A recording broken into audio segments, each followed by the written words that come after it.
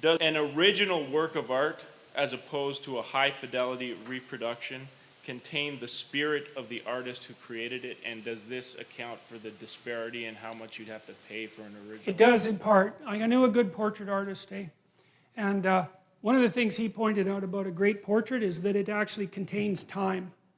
So, you know, because a photograph is one instant, but a portrait is you layered on you, layered on you, so it's got a thickness, you know, and I think you can see that thickness in the original, but it's also a direct manifestation of that creative act of perception.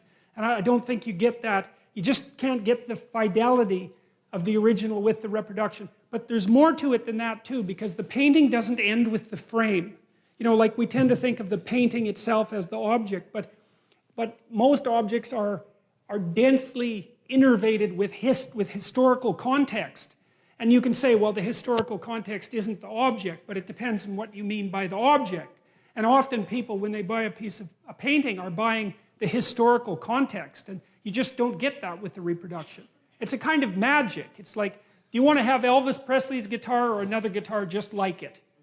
Well, you want to have Elvis's guitar. It's why. You can't tell it's Elvis's guitar by looking at it. Yeah, but why would you want it? Was there any rational reason for wanting the original? I mean, it's exactly the same. It's a perfect fidelity reproduction. It's such a thing. Well, it is at the level of detail, but not at the level of context. That's how it looks to me.